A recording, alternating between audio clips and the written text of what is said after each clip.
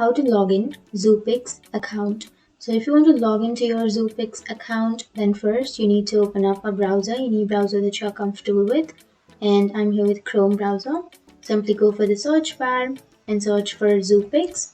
Once you've searched for that, here you will have Jupix login on the first search. Click on that, and here it will take you to the sign in or login page. So if you want to sign in or log into your Jupix account, then first you need to enter your company username. And once you enter your company username, now you need to enter your personal username.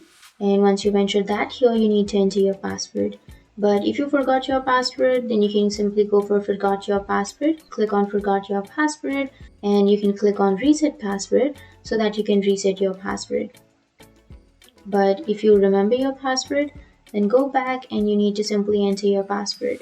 Once you enter, if you want to keep signed in or if you want to keep your credentials saved on your laptop, then you can click on remember me, or if you don't want to save it, then unclick it, and now you can simply click on sign in.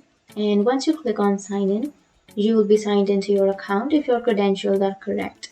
So simply click on sign in and you will be signed into your account.